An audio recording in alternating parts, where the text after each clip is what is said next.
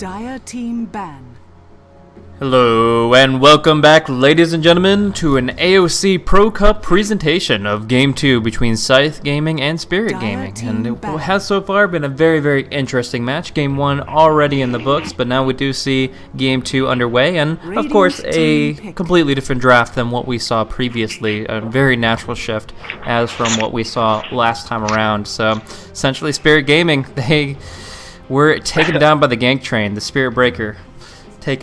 Breaking apart Spirit, and now we do see that they are going to be shifting their meta a little bit here, not even dealing with the Ember Spirit, taking Sheen off the board, and yeah, moving forward with some other plans. And I also like this pairing. Last time they didn't ban out the Naga Siren either, but since they banned out one of the heroes that Miracle was playing last time, they say this time we also want to ban out the Naga Siren, as that would probably be his go-to secondary. So Miracle gonna have to change up his options here. Luckily, a very flexible player who has played dozens of different heroes in the past even month or so. So we'll be looking forward to exactly what he's bringing to the table this time around. But Spirit Gaming shifting it up with their bans as well as a first pick Nyx Assassin.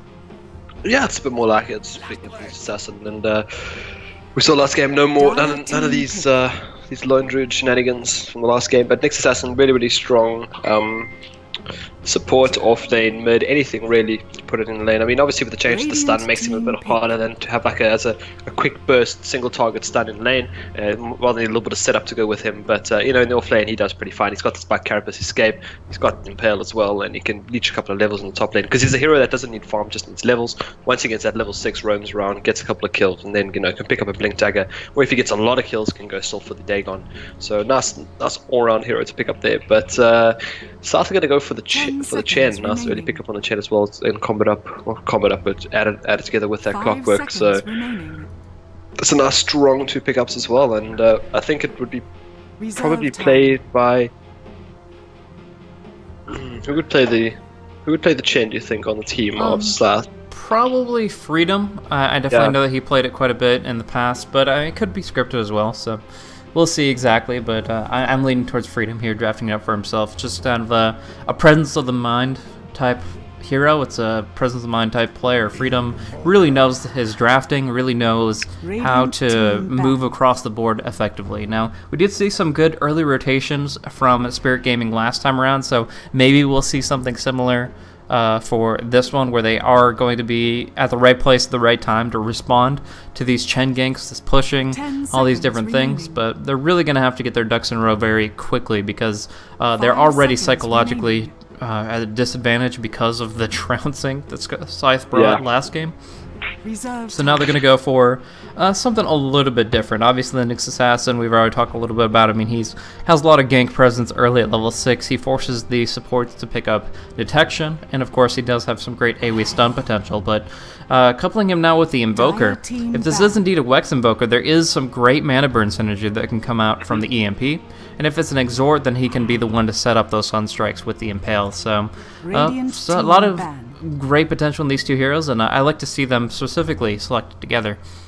The only problem with the Exhort Invoker, which I realized a while ago, is Exhort Invoker becomes a lot more level dependent. That's why you usually see your Exhort Invokers going straight for that, trying to rush that Hand of Midas. And it's, you know, I feel in terms of team fight you can cast a lot more spells. I mean, you get 1 in Exhort near the end to get the sort of the blast, and then maybe get a few more levels to get the meatball. But you know, your EMP, Tornado, Alacrity, your what was the last one? EMP. Well, I said EMP. So there's a lot more team fight potential, and I don't think he'll be farming that well against Miracle again in the sort of mid. And I'm actually interested to see what they're going to put against him. If I was Scythe right now, I'd say, oh well, pick me an OD. I'll crash Invoker with the OD. I mean, it really does crash Invoker. I mean, he can go for the EMP and try to get most of his mana back from, you know, trying to shut him down in lane, but OD will just absolutely wreck Invoker in the mid. Yeah, I mean, I definitely agree with you for the Wex Invoker. The Exhort Invoker, there are some that actually believe that Exhort Invoker actually counters out OD. I feel it's kind of a wish-wash matchup a little bit. If you spam Exhort to just get that high increased attack damage out of the orbs, then you can hold your own in CS, but you're not going to be able to do much. You're not going to have much mana going for yourself, and you're going to be very vulnerable to some side ganks. So, yeah, if they did want to go for the OD, I think that would be a very formidable selection against the Invoker, but as we see the draft progress, there's going to be support bans from Scythe. They're going to ban out both the Visage and the CM. And it's going to be an IO pickup for Spirit Gaming. So now we do see all 4 supports hitting the deck, assuming Nyx is even running support. But it is going to be in a very aggressive stance from Spirit Gaming as they rely on Relocate to get them in position for good kills. But if you look at Scythe's response team, they've got a Clockwork with long-range counter initiation via a hookshot. They've got Hand of God with a global presence. I'm actually not 100% confident that this IO is going to get the job done. And especially if they do pick up the OD now, IO will just explode in team fights. I mean, they can, if he does TP in with someone, they can just banish the other and kill the IO, and it's going to be tough. But it'll be cool to see what they do combo up with the IO. Maybe it's a hero that someone on Spirit Gaming plays to near perfection, and it's just they have the combo so worked out. So we'll give them the benefit of the doubt at the moment, but I still want to see what they're going to put mid against Invoker. Are they really going to test Miracle's confidence in the mid, or are they just going to give him something easy, just something to crush with? Maybe they go back onto the Batrider. I mean, I would like to see here. Oh no, not Stalker. Radiant team. Good hero. Okay. I mean, in general, it's put against the Invoker, making sure that he can't spam out his spells, as the Arsenal Magus would prefer, getting that very powerful silence and that large amount of mobility. Like I was talking about, Clockwork has range of initiation with his hookshot. Night Stalker, all he needs is a little bit of darkness, and his wings will speed him right to where he needs to be. Onto the night, movement speed, he can fly across the map very rapidly and be in a very effective position. Along with that, he has some decent base armor to survive the Nyx's Vendetta assaults, to deal with the Forge Spirit harassment, that kind of stuff. And in general, he's just going to be setting the tone for Scythe, similar to how Ember Spirit set the tone in the last game, where he can dive deep, he can be extremely aggressive, and have a huge amount of burst damage potential.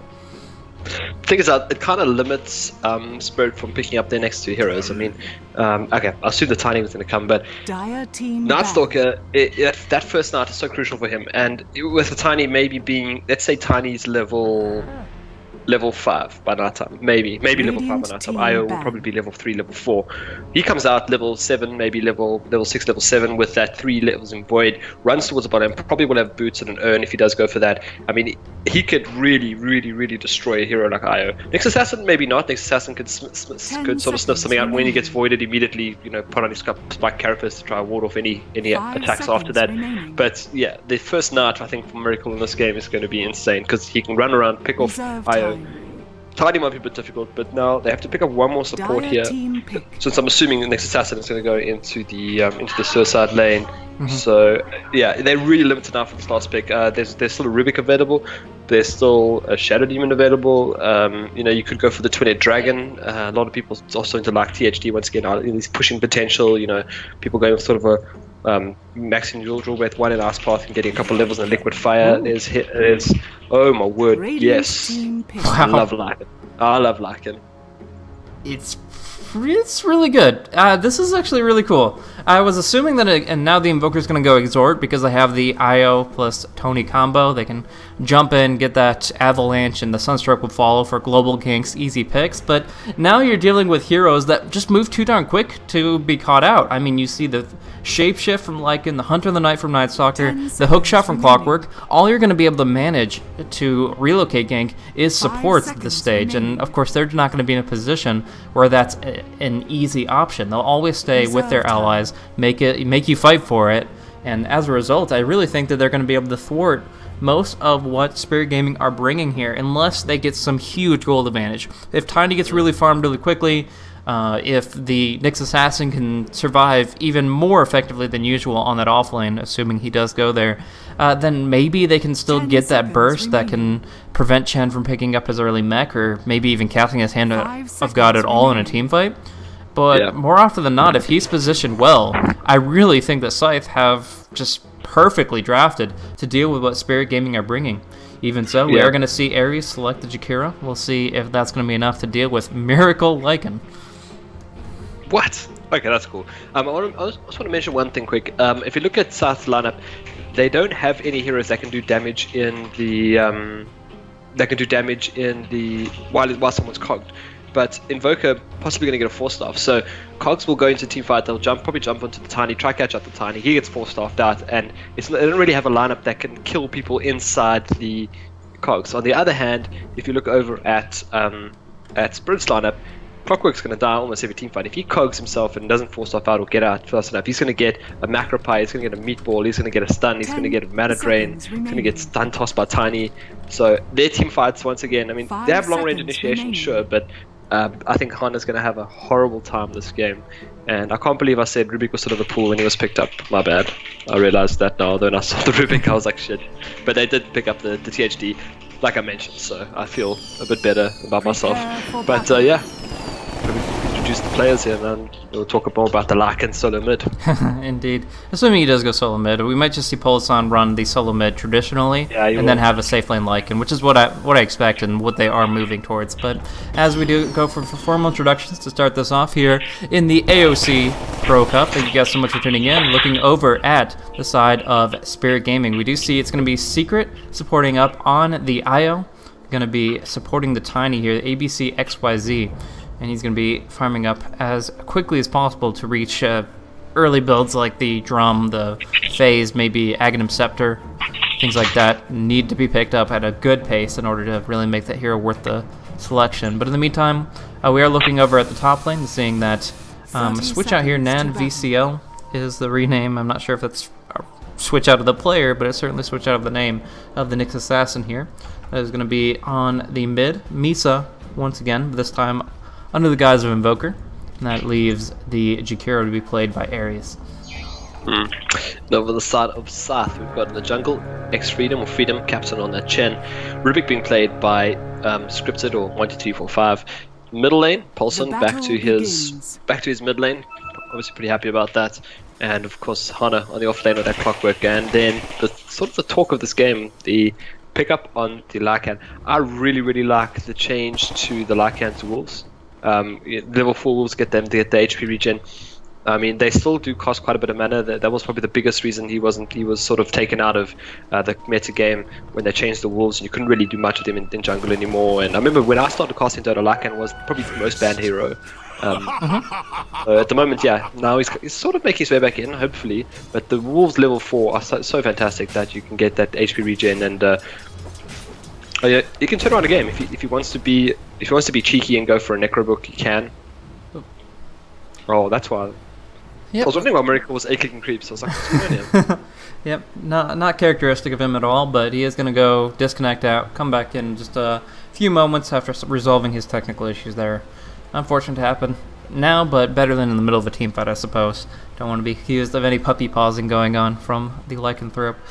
But yeah, for right now, we're going to see an early pickup of the Feral Impulse. A lot of teams have been talking about how the real way to make Lycan work in the current metagame is to really appreciate his passives more, appreciate his appreciate his Feral Impulse, and to look at those as opportunities to really find that early farm. Because just going into the jungle straight up with Wolves, the Wolves don't nearly have enough armor to tank up the neutrals anymore. Actually, most of the time when people tried to make it work, it was Lycan that was doing most of the tanking, and the Wolves were just there for damage until Vlad's came up. But now we're seeing him in the lane. He's going to get some nice right-click damage, just +9 for now, from the Feral Impulse, and that'll give him plenty with, of course, Scripted doing the zoning and Freedom doing the roaming. So I think he's pretty well set up for the first phase of the game, but we'll see how aggressive he gets on those towers as he approaches level 7. Yeah, I picked up Lycan yesterday just to try it out. I mean, I saw someone. I was just doing a couple of ranked games, and yeah, the passive is so important. I mean, I randomed him, so I had a bit more gold. But you know, there's sort of the same thing going for the Feral Impulse level 1. I mean, that's pretty much stock standard nowadays. And then picking up the wolves. Wolves are nice, especially when you get to solo lane. Once you get them to high enough levels, they do a lot of damage and harassment. So you can sort of set them forward onto your opposition and just let them chop away at him. And when they run away towards tower, pull them back. And they last pretty long. I mean, they last They last 55 seconds, yeah. So almost more than duration of the wolves itself. So it's a fantastic hero, and I actually can't believe more people aren't picking him up. His biggest letdown, I guess, is that his items, he has to go for the BKB almost always, because he can get kited pretty hard and can get shut down in teamfights, especially the Nyx Assassin, Tiny, etc. So he does need to go for that BKB. And well, the great thing is it gives him a bit of damage. And with the Feral Impulse as well, and Howl is also that's also one of the spells. I'm interested to see how he levels up going into the late game when he starts picking up Howl exactly. And one more thing about the Lycan is, yeah, you can go for the Necro Book and just push the crap out of the opposition team. Yeah, that was actually the Lycan that most people were afraid of. Like in pubs, you'd see the I'm gonna go for Basher Lycan. But in real high-quality games, wherever the Lycan did slip through the draft, maybe against the Naga Siren, maybe not, but he would always go for that like BOT, Necronomicon, crazy push strats, and he would just burn through your towers in no time at all. He was the Rat Dota before Rat Dota existed. And he was just the one who would always, you would win a fight, you'd feel elated, and then you look at your base and you've just lost 2 towers, maybe a Rax, and you're just feel sour after that. So he was something that they had to deal with, and it's very difficult to respond to, because right now, if you consider the fact that he gets maximum movement speed during his shapeshift, what do they have to pin him down? An Ice Path, an Avalanche, an Impale, sure. But if they don't have the Invoker range for a Cold Snap, there's no way that that's enough to kill him. It's just they have to commit too many resources, and he's going to get away with murder on this top lane. So that, accompanied with the fact that because they selected him on the Dire team, which is probably one of the few places you'd ever see him selected, he is going to be able to control Roche more effectively and picking him up at a very early time, maybe within the first 15 minutes of the game. Yeah, and well, I was thinking, in terms of lockdown, what they could have done it's not really that popular anymore, but in terms of creep clear as well, it's pretty fantastic. Is the Beastmaster. I mean, I don't know why people don't play Beastmaster anymore. Okay, there was a change to his Call of the Wild, which is it's alright. I mean, sometimes you only wanted the Hawk, sometimes you only wanted the Boar, so yeah, it's fair enough. But up against the Lycan, that was the sort of counter to Lycan, the Roar, because it goes through BKB as well as Naga Siren's net, but they themselves banned out Naga Siren. So, you know, if they could have run the Nexus as support, and they could have had a Beastmaster in the offlane. I mean, he's against a dual lane, he can stand his own, he can stack Ancients, he can farm Ancients. It's not hard, and but yeah, I mean, they went for the Jakiro last, and Jakiro actually as well, especially against Clockwork when he gets in those cogs. But we'll see now as we're back into the game, and we're probably going to see a very early push as well coming out here from Scythe. Maybe second wagon wave, maybe. Yeah, it's definitely possible. I mean, if the Chen gets some good creeps right now, starting off with the Dark Troll Summoner, he can just spam out those skeletons and feel pretty good about himself. But Freedom not microwing perfectly. He's going to eat a Hellbear Thunderclap, so that's not exactly how you want it to play out if you can keep your ranged hero at bay. But either way, he's going to still get some good farm up, and he is going to be able to push with this Summoner pretty simply. So yeah, this gets him in a good position where if he does want to rotate for the tier 1, that's no trouble at all. But Nick's gonna, of course, do what he can to avoid that as quickly as possible.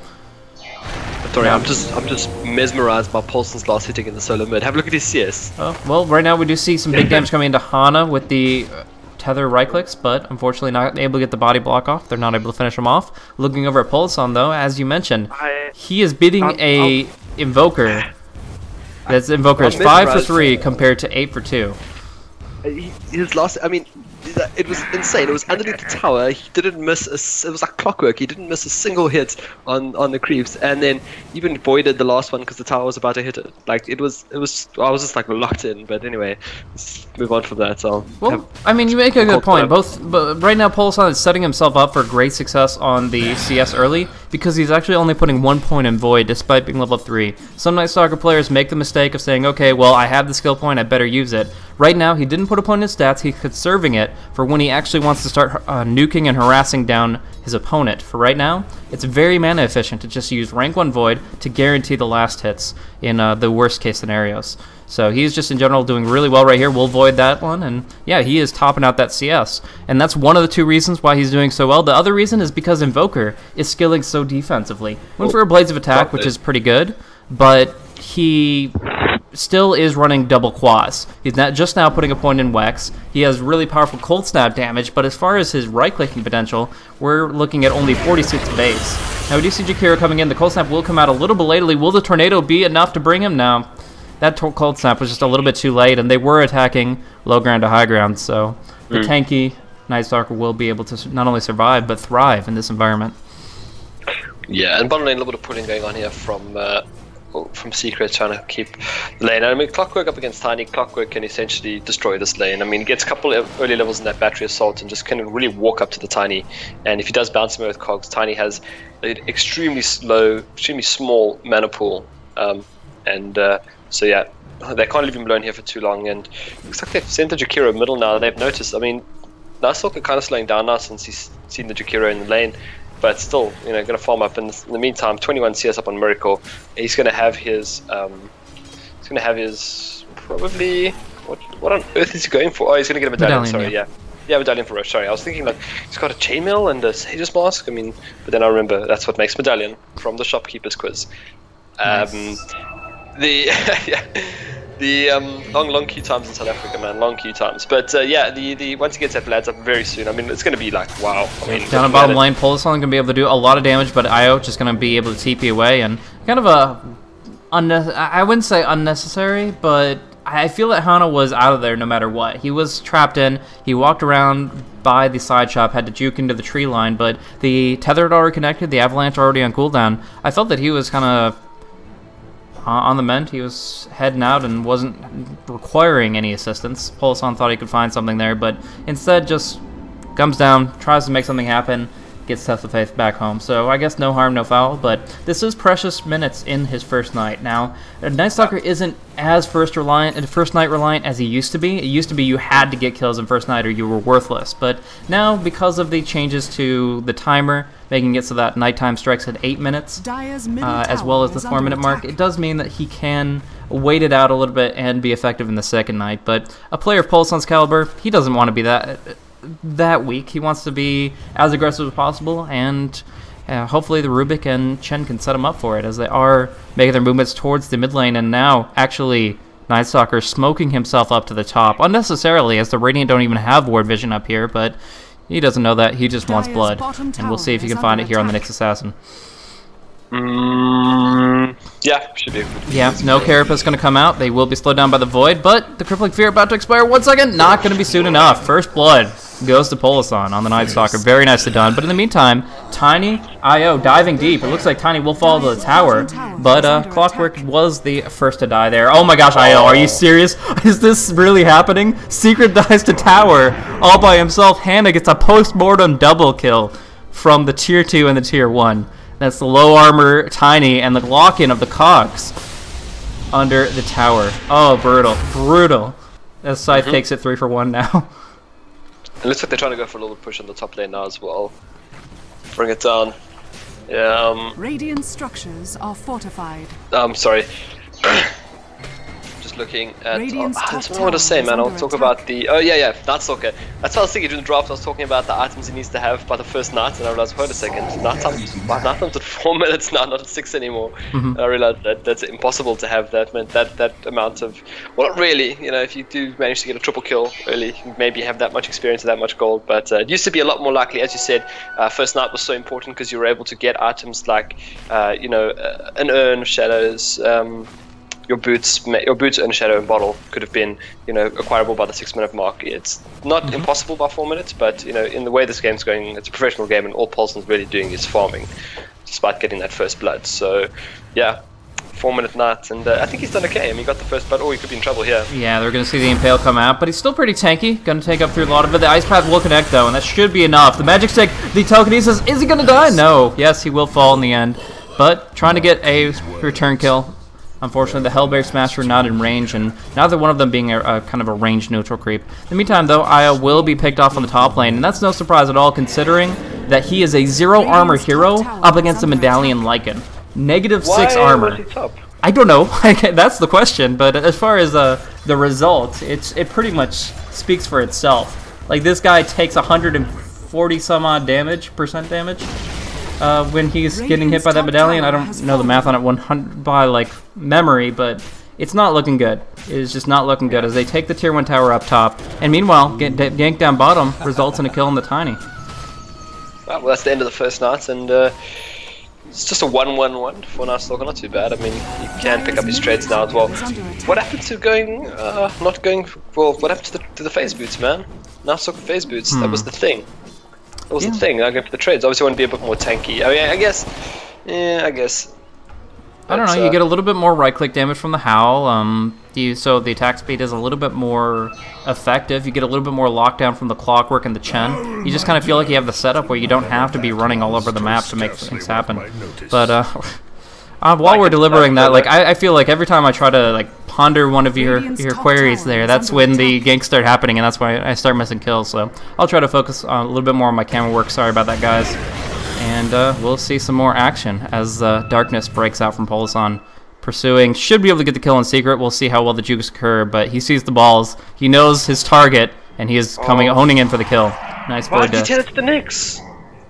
You expect the Nyx was in range. I had the rangefinder on, and he was, I had the range thing open, and he was going right towards it. Oh, Nyx, that's under the Sentry Ward. Under the Sentry Ward, pulled in. Wow, that test of faith damage. That is brutal. Yeah, that was strange. Is he actually going to do it? He got the Ice Path off here. We're going to see Shockwave to come out at the very least, but I don't know if they have enough damage. The Tornado, the turnaround with another Ice Path, and it looks like Ares at the very least will be able to evade the assault. But in the meantime, check out the Roche Pit. There is, of course, the fight breaking out a little bit here. Tiny comes in, gets a big burst on Chen. Rubik will fall as well. The Lycan dropping Roche down to below 2,000 HP, but will they consider, even think about it, let alone pursue it that rapidly enough? It looks like it will fall, and Miracle will get a huge, juicy boon of gold and experience, as well as that Aegis of Immortality. You know, Lycan's ability to Roche is fantastic. I mean, all things aside, that is great that he can Roche so quick. Relocate on the mid lane, Cold Snap, that's just not even worth calling the spell. She's gone in seconds. They cancel the TP on the Rubik to push on this tier 1 tower. 4 seconds remain on the relocate. He'll probably break off the tether here. I don't know if he's going to pull Tiny back, and as a result, they won't take this tier 1. Yeah, but as I was saying, Lycan, in my opinion, he's not really the best. He's not really the best Aegis of the Immortal carrier. I mean, once he pops his Aegis, goes on his ulti, runs into Aegis Immortal, dies, comes back as a Lycan again. Sorry, as not the Wolf, and he just dies. So in this case, I would have probably called over Nightstalker and said, yo, Paulson, come get the Aegis of the Immortal, since the next night time he can dive really hard.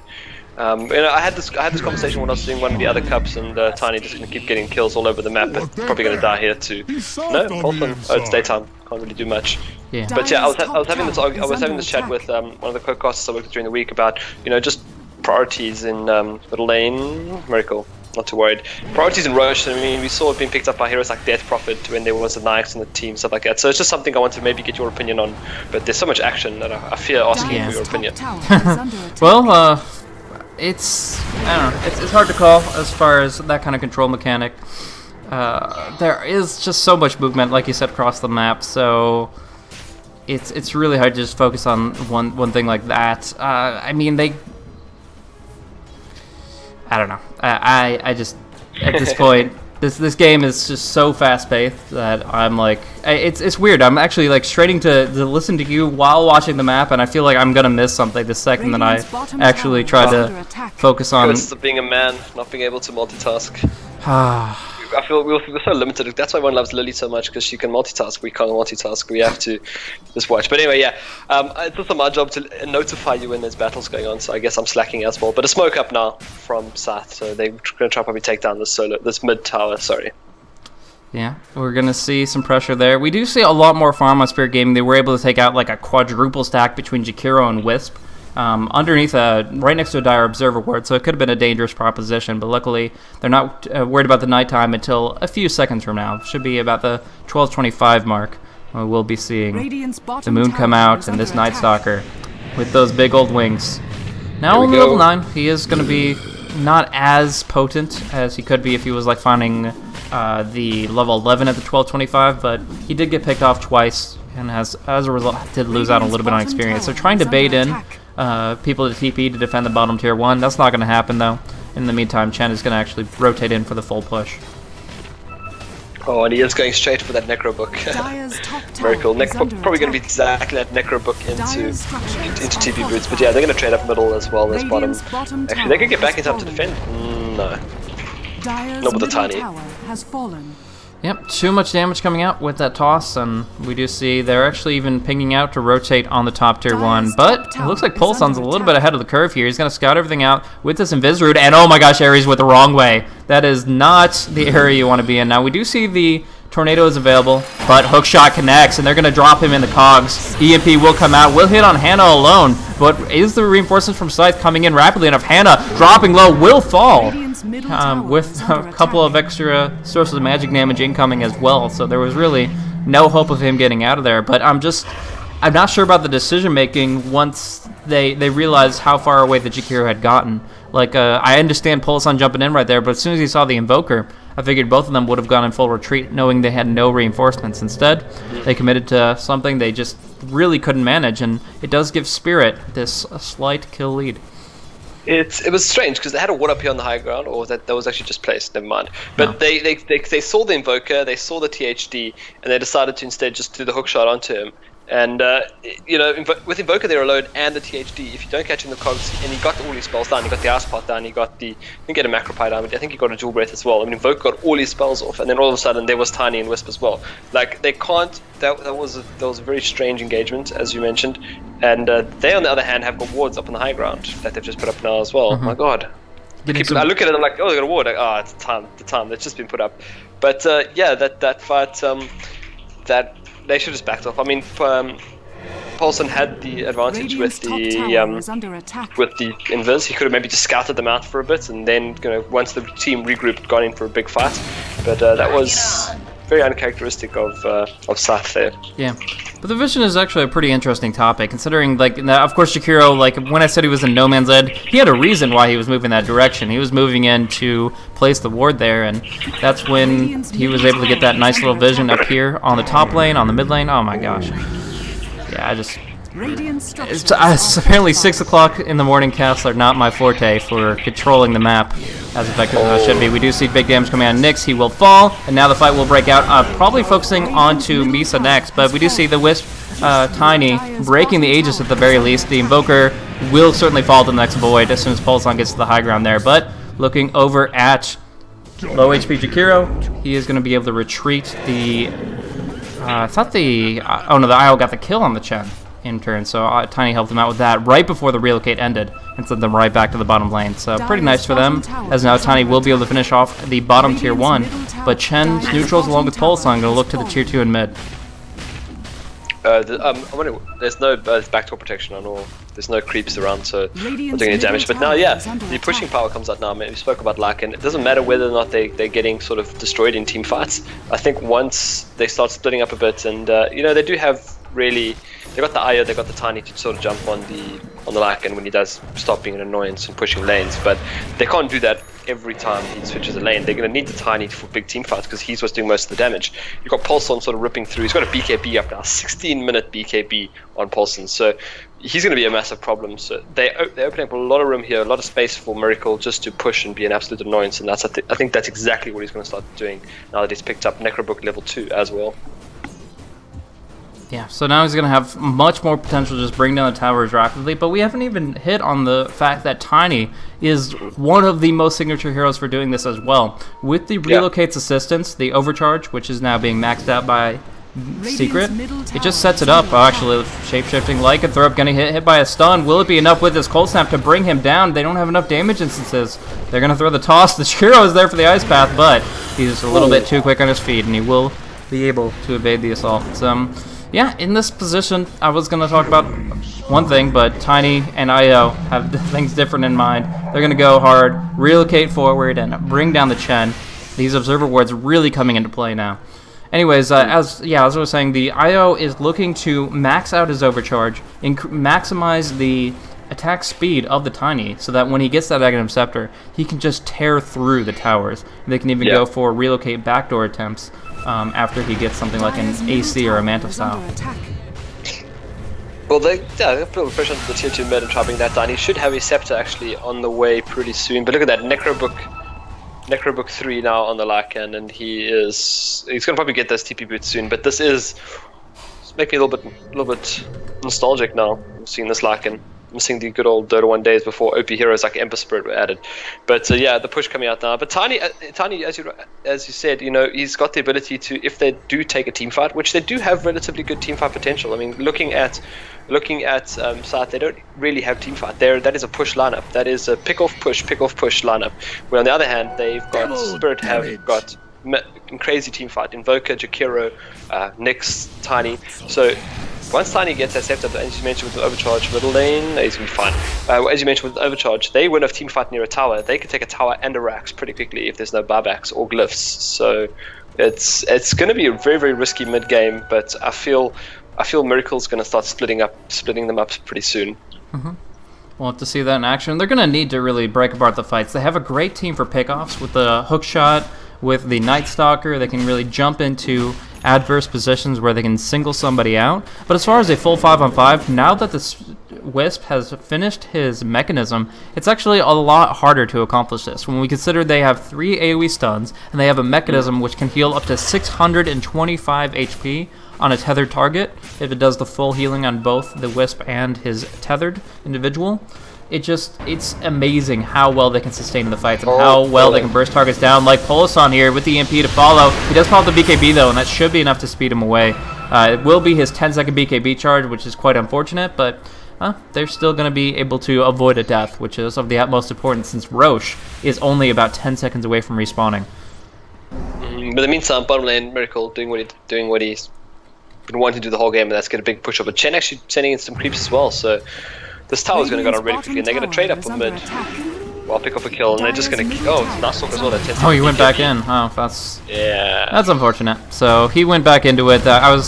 They will trade a tier 2 for a tier 2. A little bit EMP. The relocate will come across. Oh, he didn't even bring a buddy. In fact, Medallion, Root, that's a death wisp. That is the opposite of Saving Private Ryan. That's throwing Ryan under the bus and feeding him to the wolves. This is just sad to see, but yeah, in the end it is technically a solo mid pick for a support pick and an even tier 2 for tier 2 exchange. Yeah, I mean, the gold graph it's still ahead for Scythe, and that's just because Miracle's farming all the time and the experience as well, but it's not much. Just at the 20 minutes, I mean, we saw last game 20 minutes was almost at like a 16,000 lead for Scythe, so they're holding on to their own this game. I think realizing I think their picks are a lot better this game, especially if they continue to do what they're doing right now. That is forcing the issue against Scythe and forcing team fights and getting pickoffs of their own. And Roche, as you mentioned, is up now, so we'll see maybe a big fight coming out. This is a fight that Spirit can take very easily. Indeed. So we'll have to see if they can actually find that 5v5 opportunity, or we're just going to see the Rat Dota commence. But for right now, we do see Scythe are going to be the aggressors with the Smoke of Deceit. Doesn't have that much of a duration left on it, so I'm actually doubting that they'll even find anybody by the time it will dispel. But they're going to try for it. Cutting through the center of the jungle, and now we see a smoke up. Gonna go up the ramp, or around the ramp. They're gonna both dispel right now. There's a huge AoE position that they're in, but it's a great initiation from the Invoker to start. Big AoE stuns, bursting down Hannah. He's gonna fall first, and now they don't really have anything going for them. They will finish off the Tiny because of the BKB Night Stalker, and now bringing down the Wisp because he has such low armor. But can they get anything more? They have such speed and such pursuit, but They'll just say, hey, you're down, you're tiny, you're down 2 heroes, we're going for Roche, and we're going to take it here. So, in the end, a great start off by Spirit, because they did get a choke point where they could hit on 2 or 3 heroes with all their spells, but it just wasn't enough against that BKB Night Stalker, and a great Hand of God and Mechanism keeping everybody alive. That means Scythe will take not only the fight, but will also take the Roche. And this time, Night Stalker will pick up the Aegis, so that's pretty fantastic. That was actually really well played by the IO. He jumped in and managed to save the get a double mech off on the Jakiro, but you know, you could have maybe saved it for the Tiny. Tiny got picked off at the back, as we saw. It doesn't have a BKB, just got silenced and hit down to nothing from the Lycan. I mean, Lycan got there just in time as well. That was a great team fight. As you mentioned, it was a great chokehold for Spirit, and I think they could have done a lot more damage, but they themselves got caught off guard with a smoked up boat from the side, and the relocate, you know, could have done a bit of damage as well. But I think MVP of that team fight had to be Paulson, who just got a couple of good silences, and as well as almost picking off the Jakiro. Yeah. I really just think it was kind of a panic situation. I mean, they did not expect that fight whatsoever. By the time the smoke dispelled, the fight had already begun. So I kind of feel like right when the tornado hit the ground, 3 spells were flying out, 3 stuns that could have been staggered more efficiently, but instead just dropping down immediately. Now, Rubik might be sent back in time, but the toss connects, and that means that he is indeed going to fall. Polasan coming in, does have a BKB and an Aegis bursting on IO over the ice path, but he's going to try to tether back home, relocate away, not going to be fast enough. Had it now being tossed in, but Tiny is locked in the cage, and as a result, Clockwork will be able to get out through the cogs and survive, and right now they have the movement speed to maybe survive. Oh, never mind. Wow, a great Eva toss coming out from ABC XYZ after the fact, and they're going to pick off 2 more heroes. Took out the Aegis, took out the Lycan, now Polasan locked in place, and he will be the guaranteed kill. This is actually huge for Spirit. I really thought that they could have chased down and finished. Oh, well, as I say that, they chased down and finished off the Tiny, but Polasan will still pay for it dearly. So I really did think that Scythe were going to be able to do more with that, but because they were both caught, both of their damage dealers were caught in a huge avalanche toss. That just was the burst that they were looking for to finish off 2 big right clickers. The funniest thing there was, you spoke about a cage, and it made me think of that they weren't locked in there. Tiny wasn't locked in there, they were locked in there with Tiny. And then we saw that come out immediately, and he just absolutely destroyed them. And yeah, it was a great team fight again. And 17-14, I mean, Goldgraph, quick look at it, and it's still in favor of the Scythe, but I feel like I said, Tiny, they have the potential to win a team fight near a tower like that, and potentially take a tower and take a tier 2 and do quite a bit of damage to a tier 3. And I'm getting red text. Oh no! For some reason, server. But yeah, I mean, this is a pretty interesting game though. Comparing this to our first game and looking how much of a stomp that was, just Ember Spirit and the Spirit Breaker running all over Spirit Gaming's lineup. It was sad to see, but it was kind of expected once you saw that momentum shift. But this one here, we saw a little bit of momentum for Scythe. They got 2,000 gold advantage. They held that for a while. Got almost to 4K. But we see right now Spirit pulling it back, and it's just looking really strong for them to try to bring this to a game 3. I mean, if Tiny finishes up this BKB, what can stop him from just annihilating the opposition? I mean, this guy's got his Aghanim Scepter, he's approaching his level 16, and he's got a Wisp at his back at all times, and that just makes him an ever-present threat across the map, as well as in those big 5-on-5s. So yeah, big expectations for Tiny in the next engage. In the meantime, Invoker has found not only his maxed Wex, giving him 550 mana burn if he connects with the EMP, but now is moving into his Orbs and Exhort to make put more damage on the field with that element. I'm just reconnecting to the game quick. Sure enough. So looking over at the item progression for right now, we do see that Miracle has picked up his BKB. That's going to be instrumental for them fighting through this the next time around. Last time Polasan's BKB had expired, and we saw how quickly he evaporated, and how hard it was for him to stay on top of the craggy exterior of Tiny throughout the remainder of that fight. But if they both have their BKBs up at once, they can just evaporate one target, just call out targets left and right, and Spirit Gaming will be hitting the deck quite rapidly. Though we do see, in turn, there is a Ghost Scepter, there are a couple Force Staffs. They might be able to survive through the onslaught, but it is going to have to be a very coordinated effort from Spirit in order to accomplish those things. Okay, looks like it's well, a bit better now. It doesn't seem to be getting red text and not lagging anymore. But yeah, I think the only thing that Scythe can do now, I mean, they cannot take team fights. I mean, we've established that, and they just need to play in a split push. But they are still grouping up together. It's almost like they're disregarding Spirit's abilities. Maybe it's because game 1 was a complete wash for them. So I don't know if it's that or the fact that they're just going to continue to push into them. But they are kind of splitting up at the moment and maybe going to go take down the jungle, just secure the jungle. Like, their map control is still fantastic. They have a small gold lead. Their items maybe are a little bit better, but Tiny is going to be a massive problem. Now that he has that BKB up, it's going to be a huge problem in team fights. Yeah, I mean, I don't know. There's not an easy option for Scythe to approach these next engagements. I mean, if you go for the split push, you always risk that relocate pickoff. Even with somebody like a Lycanthrope, there is that possibility that they can pin you down and force that 10-second charge on your BKB for just a TP scroll, which would be very unfortunate. Now, by the way, speaking of BKBs, Hannah on the Clockwork will pick up one for himself as well. But we do see smoke movement coming in from all of Spirit Gaming. And you were talking about map control. We do see the Aghanim Scepter plus Gem of Truth side both on Night Stalker. That's huge for controlling the map, taking out every ward in sight. On top of that, the darkness reducing the vision of Spirit Gaming by 25%. But I was about to say, they still can't see smoke coming until it actually does dispel. So that is a threat where they might be caught off guard, where they think they know exactly what's on the other side of those trees, and suddenly they're very, very wrong. But we do see they reveal themselves. Tiny farms out the creep wave, and it means the opening for Spirit Gaming to make their approach. They're going to come in, swooping in with that Aghanim's Gem. They have the smoke, they have the flank, and they're going to come in. Nyx Assassin, the first target. Can they get the silence off on him? No, he's going to blink away, and they're going to just hook onto Jakiro here, locking him in place, relocating the Tiny onto his targets down on the southern front. Hand of God comes out, but the ball will drop. Wisp is down, and without that, Tiny hits so slow, delivering his auto-attacks in cleave, and will pick off the Chen, but it's taken a while to accomplish that, and now he's getting burned hard by all these neutral creeps. The Centaurs are everywhere, the Cold Snap was stolen, and AVC XYZ may just fall here, dropping very low, does drop a huge avalanche, speeding away with the drones with the phase, a double impale, but they're still on the hunt. They still void him down and are almost in range for another Cold Snap. No, he's forced away at the last second, and Tiny will be able to escape out of here. Darkness is popped, Shapeshift come through, a tornado stolen. It will not hit on Misa, so close but so far away. So instead, Polison's going to come in, looking for the void. He has that gem, and he should get this kill here, even with the movement speed enhancement of the Ghost Walk. The tether, is it enough? He's going to actually evade them. Wow. Wow. Wow. Wow.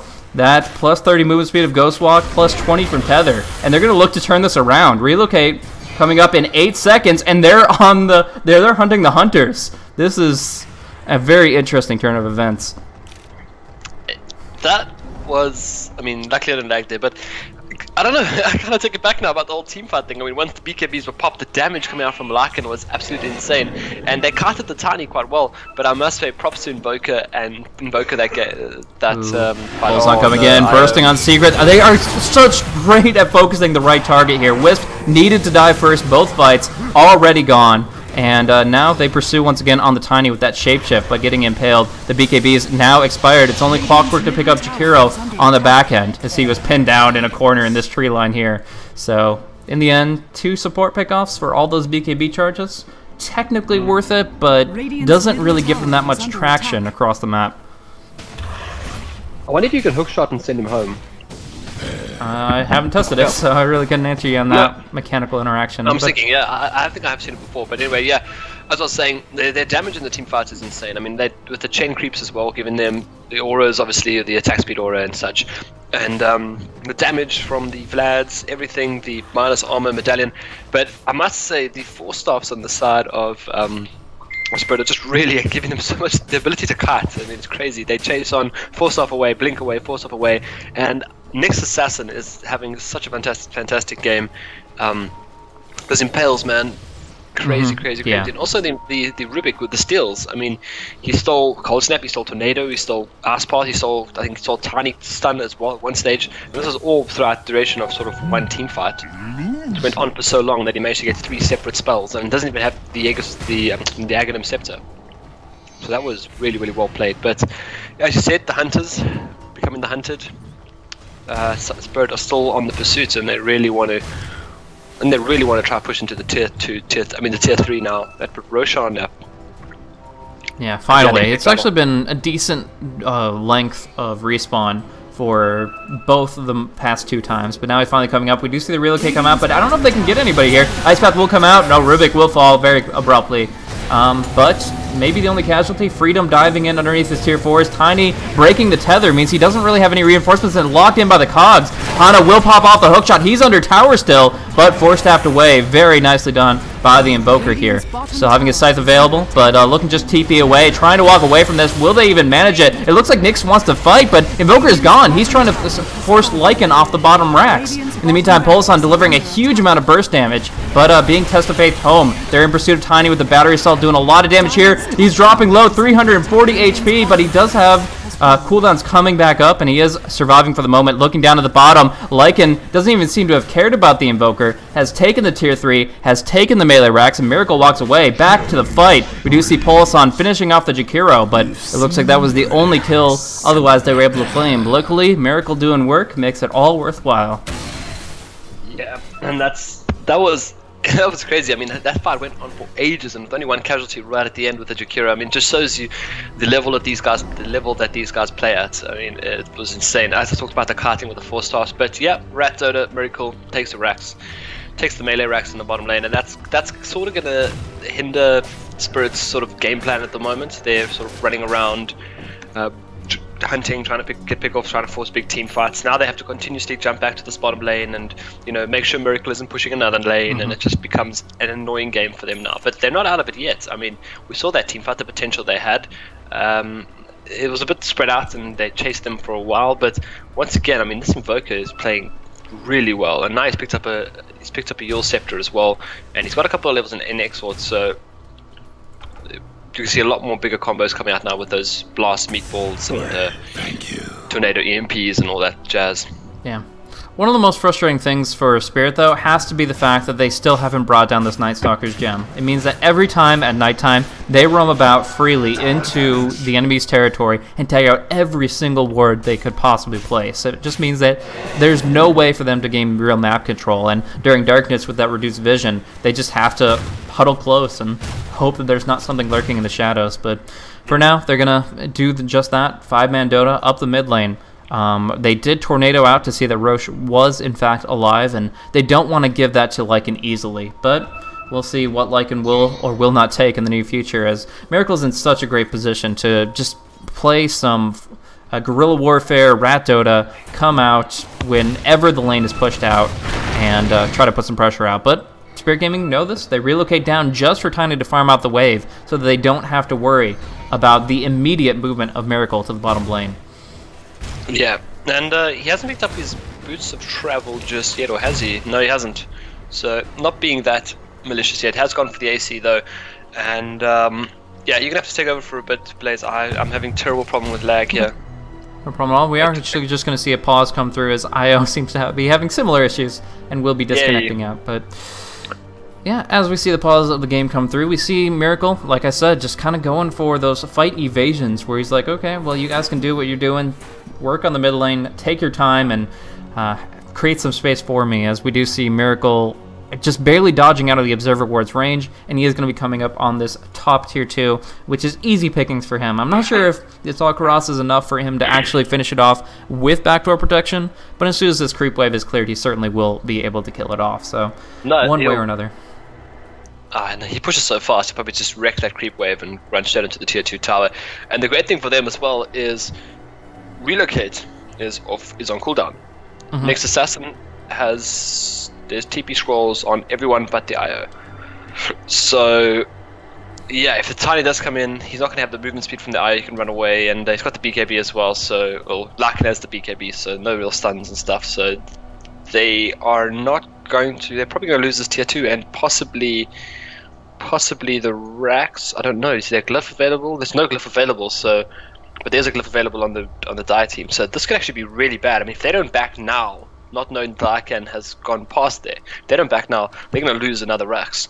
You know, there's the ability for them, as soon as they see, with that night vision as well, and is it night time still? No, No, about 30, 40 seconds, and then he'll be able to have a natural knight that he can artificially enhance. Yep. But so they should really.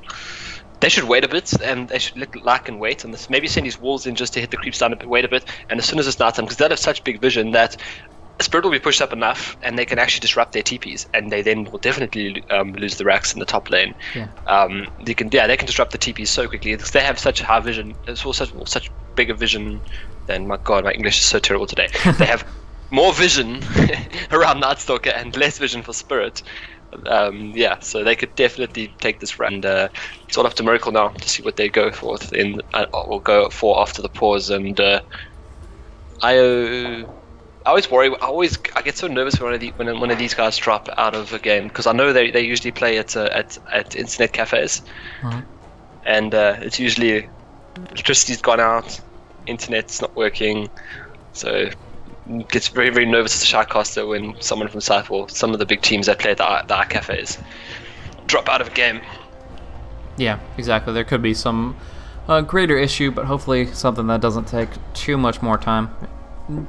But obviously we'll never know until they actually let us know an ETA on that individual in particular. But hopefully it will be in a very short while where we see this action pick up, because like I said, this has been such a good game compared to our game one. Like I have to admit, I had a little bit of low expectations just seeing Scythe run over their opponents like we saw last time around, but this one, not anywhere near as conclusive. I mean, not even beyond a 4,000 gold advantage for either side, and right now it does look like Spirit could easily pull it back. It's just that pesky Lycan, that fact that they may win a fight, but that there's one individual that won't even be willing to participate as he's busy focusing on objective Dota.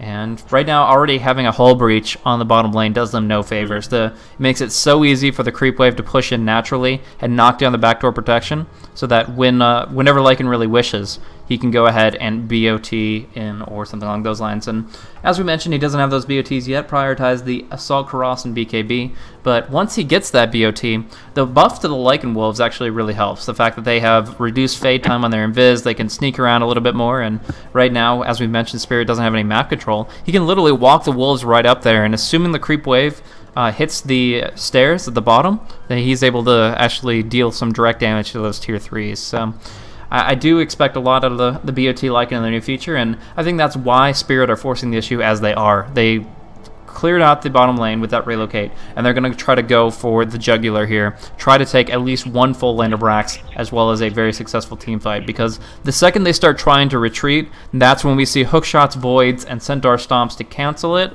and suddenly they're fighting on two fronts, half on the front line getting completely obliterated because of numerical disadvantage, and half on the top lane just trying to chase down the unassailable lycanthrope on the top. It's just, they're caught between a rock and a hard place, and although they are the ones running the mountain right now, I'm not sure if they have the tools to really pull this one through, though obviously it's been back and forth enough that it's impossible for me to call at this stage. If by some miracle, if there's any chance here that Spirit can actually take a team fight, if maybe Scythe make a mistake and they, waste their BKBs prior to some big action or something, if Spirit can actually take this, they can actually racks and possibly throne. I mean, they have the tiny, and also one thing as well, there are no buybacks on the side of Scythe. They're all no. Or I guess Ruby could have a buyback in Abyss with 56 gold needed, but the rest of them, I mean, Lycan, maybe if you take that tower, nobody has buyback on the die side. So if they push this, tower down, they could actually maybe even throne it if they really want to go for a race against Lycan.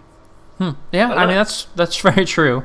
Although Lycan makes it very difficult on them with all these summons and such. If you really, when push comes to shove, have to look at raw tower kill potential, the Aghanims plus that overcharge is pretty much the best in the game. Now, that does assume the IO is up. So far, Scythe has been doing a great job of focusing down the Wisp over and over and over in the fights, to the point that he either has to outrange Tiny and break the tether just to survive, or he does get killed off quite easily. So we'll see how this next one will play out, this next engagement. But if the Wisp and the Tiny are in fact both alive and kicking, yeah, these structures are going to drop.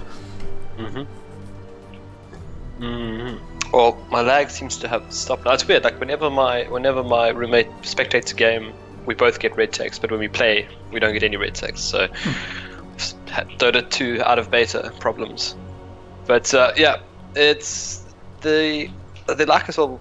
I'm trying to think now. He could have gone for Battle Lycan, which, you know, if we were talking about the teamfight potential that they had. I mean, Lycan does a lot of damage. He could have gone for you know, a Basher. He could have gone for the Abyssal Blade in the late game, because the Abyssal Blade will really destroy the Tiny. But yeah, at the moment, I mean, hats off here to the supports, really. Well, Aya's doing a great job, but the Invoker and the Nyx Assassin, not really a support, Nyx Assassin and the THD are having a fantastic game here. I mean, their setup's almost perfect. I mean, Tornado, Ice Path, Stun, Cold Snap, EMP, everything's really just flying out together, the Macropie going down. So if this next team fight goes as well as the last few, where they've not been initiated upon, I think they could definitely take this Rax here and force us into a game 3. But they need to hurry, because we're running a bit short on time. We have another game coming up in about an hour's time.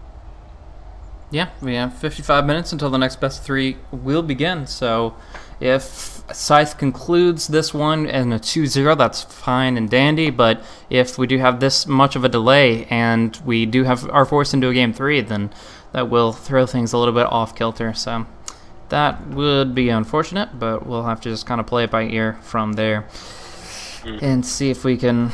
I don't know. We'll figure it out if push comes to shove there. But for right now, I'm not too sure what more there is to discuss. I mean, as far as item progression, we've seen Scythe of Vice come out a long while back from the Invoker. He's been using his Force actually very effectively, but his Scythe of Vice, I've seen him withhold it quite a bit. Most of the time, he leaves a fight with it off cooldown. And I'm curious about that. Do you think it's just because they're so worried about getting chased down, or the fact that the BKBs are such an issue that by the time the BKB expires, there's not even much point in using it? I don't know. It's just like I've seen 2 fights where he walks away with this 35-second cooldown not being used. I don't know. It's a bit strange, because the supports, I think, on the side of I think the only person he could use it on is probably the Clockwork. I mean, it's Scythe of Ice on the Lycan. It's still going to be a very fast little pig or sheep, whatever. And Lycan as well going to be pretty quick as well. And the supports, I think, dropped down too quick. So maybe in the last few team fights they have gone better than expected for Spirit, and he hasn't had to have used it. But I don't know. I agree with you. It shouldn't be on cooldown. Even if he just pops it as the team fight starts on the chain, even bring down the chain before he gets that heal off. Sure. And he's got the mech. He's got the Hand of God as well. And as I said, and I was hoping it wasn't the case, our net shop got some trouble. Yep. So I spoke too soon. I apologize. Well, that's Vietnamese ISP or Vietnamese electricity. I don't know, but one way or another, they are having technical malfunctions with the Wisp's connectivity, and as such, we are going to have to continue to figure out what to talk about, kill some time a little bit here. So, well, I'm just trying to think what it would be like playing in an internet cafe. But I don't know. I feel like I don't know. It's weird. I like my own space where I play my Dota. Sure. I mean, probably get kicked out the shop for not wearing pants or something like that. No, I mean, I've played at a few internet cafes here and there, not by necessity, mostly just because I wanted to, but communication can be a little bit stifled. It's a little bit crowded, but it's what they're used to. I mean, this is how they perceive the world of the web, is you don't have a computer at home, you go there, you browse, you game, whatever. So I guess it's just a cultural difference. It's never been big here. It's never been a big thing here at the internet cafes. I guess because gaming is already like 3 years behind here, but it's never been like a. I mean, there were when we were younger. You'd go to a little like LAN cafe and play Counter-Strike 1.6 or something like that. But in terms of like gaming cafes where you go and play Dota and stuff like that, I don't know. It's just a weird comp set for me as a South African. You know, third world country problems. However, we're still waiting for one more player to reconnect here, and it's players are getting a little bit impatient. Maybe it's time to go ahead and micro him. Yeah, just about.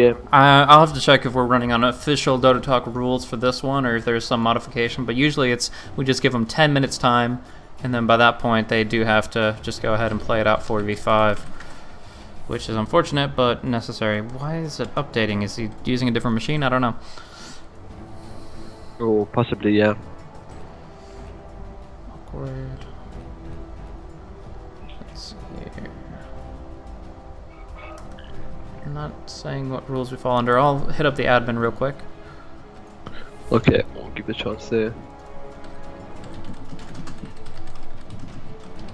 Any idea how many minutes it's been, would you say? About 6 or so. 6-7 minutes. Yeah, 7 minutes. Yeah, 6 or 7, right about then.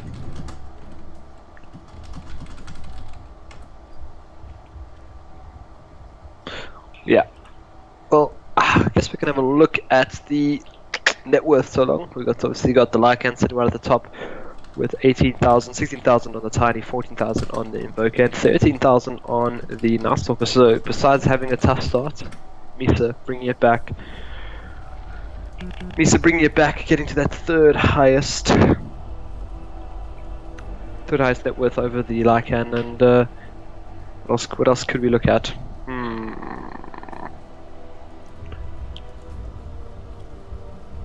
Items. items. Yeah, I'm still waiting for those BOTs on Miracle. Well, how much gold does he have now? He's got 1,100 gold, so BOT is probably coming up next. And I can't even remember what we said. He's going to push in and rax them. It's going to be a race rax, I think. But I think so? One if it does come down to it, and let's say nobody flinches, nobody TPs home, do you think Spirit's got it? No, I think Lycan could literally just run straight into the base and take the throne. I mean, he has so much durability on the creeps. That's the big thing, is like they can tank up through so many tower shots, and meanwhile Spirit have to fight through 4 heroes. And the Rubik's, like you said, been on point with the spell steals, been looking pretty good there. Nightstalker has his freshly purchased halberd. Looking at the buyback status, we do see that only 3 Radiant heroes have it and 0 Dire heroes, so that might come into play, where the Nyx might die in the mid-fight and then come back to try to bring down the Lycan, or at least force him away from his target. That might come into play, but otherwise, yeah, pretty chill. Another possibility, another way that this all could turn out, is that Spirit could just make their move on the Roche instead, secure the first Roche for themselves. This is Roche number 3, so Cheese is on the deck, and it definitely could be something that could enhance what they haven't experienced all game long, which is that Roche advantage. But it really just depends if they feel they even have the time, where you take 30 seconds to do a Roche, that's a tier 3 for Lycan Europe, and it forces you to split your forces up, annoyingly so, while Clockwork looks to maybe flare and hook into the pit. So it's difficult, but that's how it goes. We got about 1 minute more before we will go for the unpause. Yeah, there was a small update this morning. I think like 40 megs or so.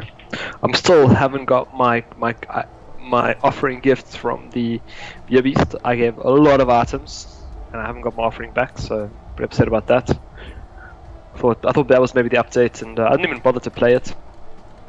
But it's made enough offerings, because people said if you offer a lot of items, you get cool things. So waiting for that, but yeah. Two more men, 1 more man. Okay, so he'll be back in time, and hopefully get this game underway. But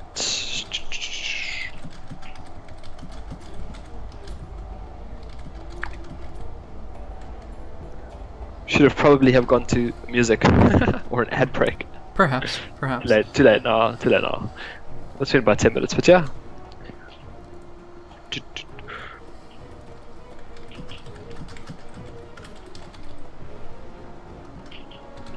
Okay.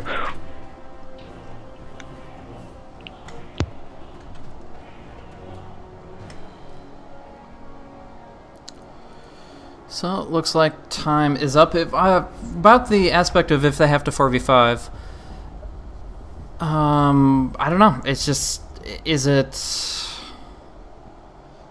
Okay, if it is just 1 minute, then obviously Scythe, that's within their option to wait just a moment longer, but they are free to unpause at this point in time. 10 minutes have passed. The rules say essentially that they have to play 4v5, but hopefully it comes back in and we can just get the full 5v5 legit Dota underway, though, of course, having to wait it out a little bit unknowingly. But a long game as a result. I mean, 35 minutes of game time, maybe 15 minutes of pause time. Wow. Took a while. But we're there. It's definitely worth the game. It's been very back and forth. A lot of interesting plays from both sides, and it really was fueled by this draft. I mean, the kill momentum of a Night Stalker, the push potential of a Lycanthrope, the tiny Wisp combo, always fun to spectate. There's just so much to it, and it just makes it so that if they really, really have that ambition to bring down their opposition in appropriate fashion, all they need is vision, and they can jump forward and solidify some very, very significant advantage. So kill count surprisingly tied, but tower count not so much, as obviously Spirit is lacking on that bottom lane melee racks in tier 3. I must say they've held on to this this gold lead. Well, they've kept it down. I mean, look at this, like up, down, up, down. I think, as you mentioned, Roshan, they could go for Roshan, but they would lose a tower, definitely. If they had relocate now, they could maybe pick off the Lycan. If Invoker TP'd in to defend, hexed him, in came Tiny and IO. Yeah, I don't know. Well, let's see. For what we spoke about for the last 10 minutes, actually, if any of that actually happens. Thanks to you. All right. We covered every possibility. No, we've hit every avenue of thought. We're just gonna break the quantum mechanic. So, oh wow, Miracle is actually gonna stealth out here a little bit. Hide out in the tree line now. They see a bit of a rotation. They don't want to have to mess with that. So he's just gonna shapeshift away. It's a pretty brief, short cooldown, only 40 seconds. So he's gonna just be fine to farm out the jungle a little bit, and everybody goes their separate ways. This does open up Roshan for Scythe pretty easily. Spirit have to be really, really careful about how they approach that, because once again, there is an Aghanims plus a Geometry Sight on this Night Stalker. So there we go. I think we kind of disregarded the inevitability that Spirit knew the Lycan was going to go straight for that tower, and we're going to back off anyway. So everything, that's probably the one possibility we didn't discuss, that they knew exactly where he was, and they knew he was going to go for that, go straight for that tower. Or yeah, it was quite, you know, with long pauses like this in the game being live streamed, only 2-minute delay. Not that anyone would do this, but you know, it's. Yeah, I'm not even going to go there, but it's unfortunate. I mean, that I wanted to see a big team fight there. It could have been one of the last team fights of the game, and as we are pressed for time now, Spirit bring this back now. We're gonna have a bit of a problem on our hands. Yeah, sure enough, but we'll see what we can do. For now, though, we'll just enjoy the game as we see the fighting go back and forth. Right now, it's going to be Pulson to scout out Tiny. No, he's in no man's land, and head out of there, but I think Spirit just gonna want to stay a little close to Roche, maybe try to respond to it appropriately, but really just staying grouped together. Spirit Gaming cannot really afford to go too far away from their base, especially during nighttime. Unfortunately, this is a stage in the game that I like to call permanite, because essentially he started off the first second of nighttime with a darkness rank 3, which adds that extra 80 seconds. Yeah. And then on a 120-second cooldown, that's only 40 seconds of actual time ticking away. So this 4-minute night turns into many, many more, as it just gets out of hand very quickly. So I used to be good at maths. I could have if you asked me this 2 years ago, I could have probably worked that out for you. But I knew the 6-minute one by heart, but the 4-minute one I haven't really thought about too much. So it's still a very, very long time. It is. It is. It's essentially almost double. I think. close to. Oh god, I'm gonna sound like an idiot now if I say someone's not. But big push coming in the top lane, and Lycan making his way over there. There is a Tiny relocate. Looks like Invoker's gonna make his way over there as well. Yeah, TPing from Tiny. Actually, not gonna be relocated. Actually, relocate with Invoker could be a bit better if they do get that Hex. But look at this anyways. They go in with the Necro, the Wolves, walk in, couple hits here, no problem at all. The fortification will pop. Miracle actually has to be careful about his own positioning, but oh, they actually got it. They actually killed them all off before the tower died, and in the end, Tiny gets the deny. So, just cleans it up. Big right-click damage from a powerful cleave, the Aghanim's Tree. And now Roshan. Yeah, exactly that. And I don't think that there's really anything Spirit can do. They've obviously nullified the threat, split push on the top lane, but just a couple of illusions, right-clicking down on bottom, along with the Mega Creeps, will make it enough of a threat that they can't actually go against Roche. And now we look, the Aegis probably going to go to Polasan, like we were talking about, we'll see. And, yeah, but the I'm not sure. They make it so much harder now with GM. There we go. Yeah, cheese on the back end, yeah. And oh, whoa, they're gonna go in. ABCXYZ drops the toss right atop of Polasan. He immediately goes ham onto Misa with that silence by Ohana, locking in 3 inside the cog. Tiny's all by himself right now, but a Hand of God will keep him up for a moment. There's the Halberd, the Test of Faith, burst damage, and they are gonna be able to bring Tiny down most likely. We'll see. Right now, the Tether gonna be coming back up for him in a moment, and yeah, they don't have enough burst to actually finish the job. He's just a little bit too big. Base. Look at base. Oh, based on the illusions come in, they're forcing it down. The range racks will certainly fall, but that's just, it's essentially taking time bomb every time they leave the base. They're going to be losing something, and in this case they will pick up Clockwork here as Dire gets a little bit split up after the fact, but Blackhead. Oh my gosh, there's just no stopping this guy. Shapeshift in 3 seconds, has his cheese if he needs it. He didn't beat KB though. Oh, it pops the cheese to turn it around, but I don't know if he has the damage. No medallion here. And now gonna get blinked on. Luckily the the Shapeshift will speed him away. Force Staff, Impale will not connect. The Tornado also goes astray. So in the end, they force some TPs. The tier 3 dropped down to 420, and the bottom lane broken wide open. That was so cheeky of him to go back there. What did he buy? He bought a Basher. No, he's bought... Oh, TP Boots, finally, yeah. So just more annoying now. Miracle just become much more annoying. He actually did use the Hex in that team fight. I watched the Invoker specifically in that team fight see you Hex, and he did Hex the Lycan in his wolf form, and he just scurried away. A little fast little pig scurrying away. So... yeah, and once again, that was a very prolonged team fight. There's only one casualty. It was the Clockwork who went down in the end, and Chen was near, so I felt Chen could have maybe sent him back to base. But I think Chen was very, very starved for mana. He got caught in the EMP in the middle of that team fight and lost pretty much all of his mana. So couldn't send the Clockwork back to base there. At the same time, nice pop of the cheese by Miracle in the bottom lane to stay alive. He tried to go back onto the Tiny, but as you mentioned, no medallion means okay, gonna come in. They're gonna go for the EMP Tornado, dropping some damage on a Miracle here, and Test of Faith back from Freedom. Without any stuns available, they don't get anything out of that. It's quite unfortunate. He broke the tether again on the Tiny. Tiny was out of range of the tether. He broke the tether and didn't come in to get relocated in. They could have probably picked off the Lycan there if they got in. They could have definitely picked him off. I mean, Tiny's doing a lot. I thought he brought in Tiny, to be honest, but no, didn't. Tiny wasn't there. Tiny was still galloping in from the back there. Okay. Well, he's just pretty quick on his feet with that grow passive as well as the phase boot, so it can be misperceived pretty easily. We do see the silence coming out on Nyx, but actually it's the Polasan in a bad spot. He's going to have to BKB, but with no TP scroll, just relying on the Hunter of the Night to try to speed his way away. Oh, toss in with the Force Staff to get in range for the Hex. They are going to be able to bring down Polasan. That's a pretty big kill. It forces Miracle to rat hard and rat fast. Oh my gosh, is he alive? Test of Faith home. Freedom, the casualty, sacrificing himself for the greater good. Night Stalker will survive, will be sent home, and no Aegis will hit the deck. In the meantime, we do see Miracle up here on the top lane. Backdoor protection soon to be dispelled by the creeps pushing in bottom, but Miracle jumping the gun on it. He's going to try to go for it now, but I don't know if he has the damage. Without the Necronomicon, he's wearing it down so slowly, but I think he will get it. He will indeed. Meanwhile, the fight breaks out on the top. We're going to see no casualty just yet. Nice Ice Path coming out from the Rubik here, but Hannah getting hit hard by this big Tiny. The Crippling Fear onto the Invoker. He's not casting anything, but they've already retreated 2 heroes to try to force back the Lycan. So we do see Io dropping down. Polasan will be traded, and that is going to be the Aegis on the deck.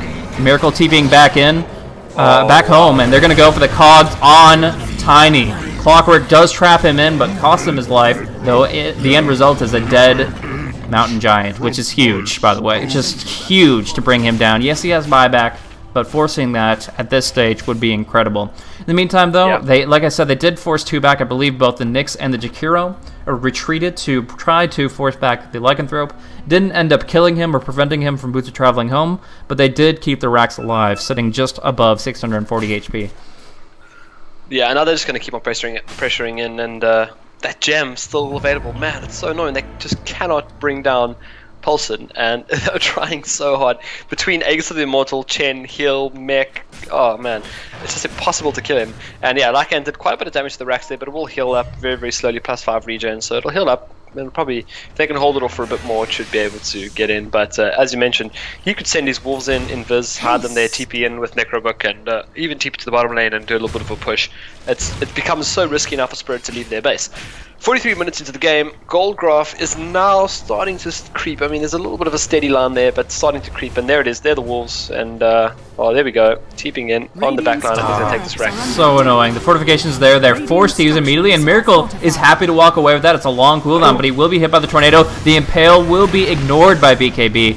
But a Vendetta strike to try to pursue. They're going to relocate on him. Miracle takes the path to the east, and it should be enough to speed him away. We'll see if the toss comes through with some Spirit Vision, but it doesn't look like it. It looks like, in fact, he will walk away with Fortification, just using his 6-second BKB, which isn't the most crucial of cooldowns. So comparing that to a 5-minute cooldown Glyph of Fortification, yeah, he's looking really good right now for that backdoor on the top.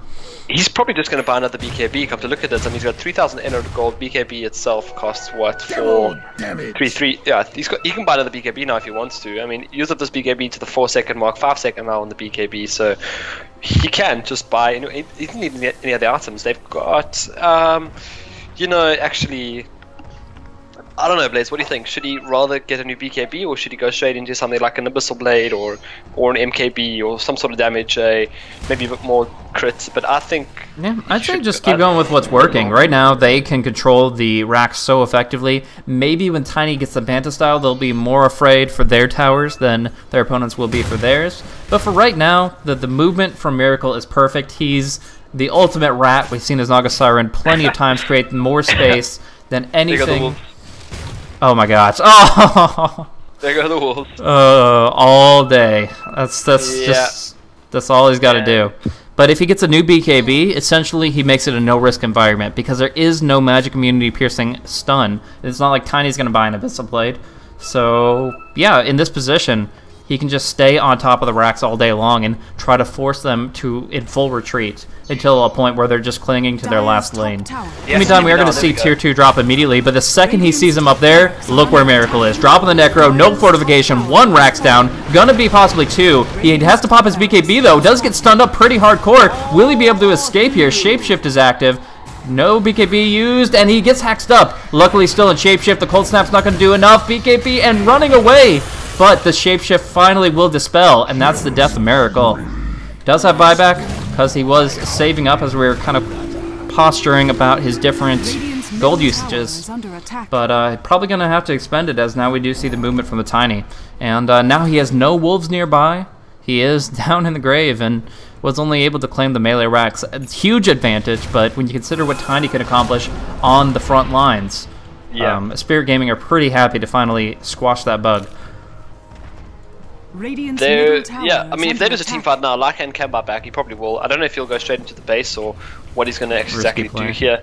Yeah, it'll be very, very risky, especially up against the time. They do need him for the team fight, but then again, he doesn't do a lot of damage. That's the thing as well. Like he does a bit, doesn't have Medallion anymore, so he, in a sense, tickles Tiny.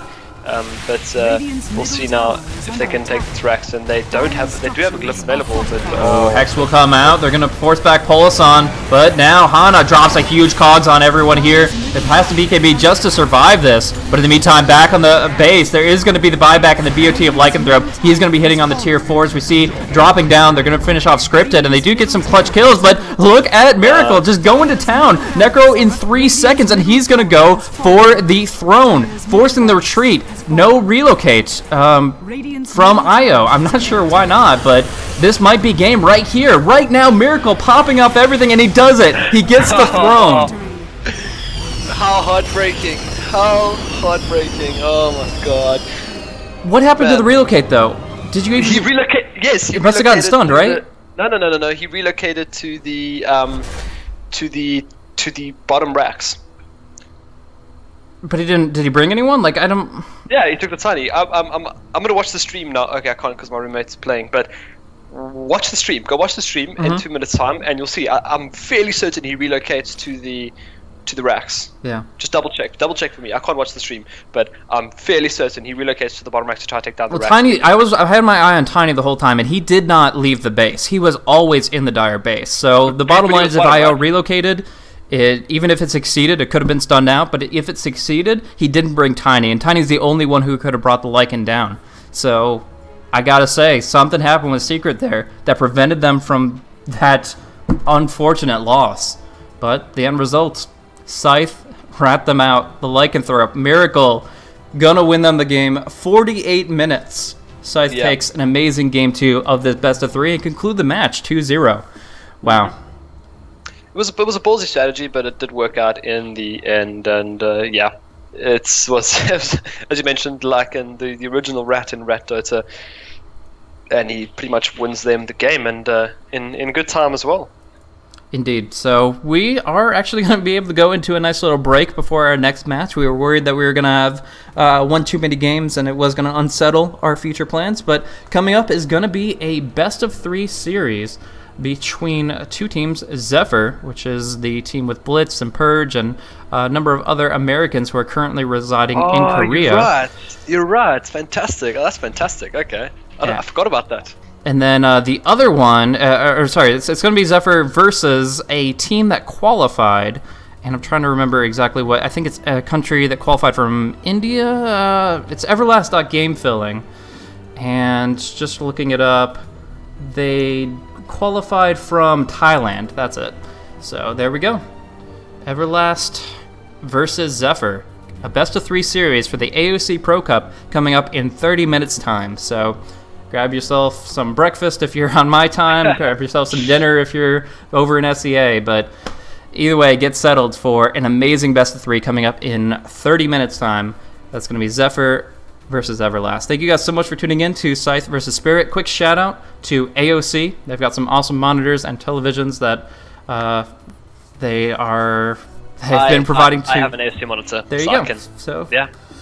But they have a great line of equipment there for either if you want to do gaming PC with a monitor or you're looking to outfit a new home entertainment center. But bottom line is they are sponsoring the tournament, and you can always show them some love with either a purchase or just some messages on their social medias there. So of course they do support what you guys are passionate about, esports here in the Southeastern Asian scene. So maybe show some appreciation. Either way, you can always pick up the ticket, AOC Pro Cup. It's in stores now. This is day 1, and it's going on for at least 2 weeks. It's going on through the 3rd of February with some amazing teams. Orange, Maneski, Zephyr, as we've seen, Scythe, really kicking ass. This is just, it's going to be a great week of Dota and a great series of events. So if you guys want to check out the tournament in-game, Dota TV tickets where it's at, and you can check that out in, of course, the Steam store. But thank you guys so much for tuning in to this game here. Thanks for tuning in to Dota Talk TV 2 or Dota TV. And once again, this is Blaze and Congo. If you want to check us out as commentators, you can follow us on Twitter, twitter.com/blazecasting and twitter.com/CongoKyle. If you did enjoy the commentary, of course, you can leave us some feedback and let us know how we can improve to better suit your esports needs. But yeah, it's been a great pleasure casting this matchup for you guys. Scythe Gaming 2-0. And in 29 minutes, we'll check out the next match.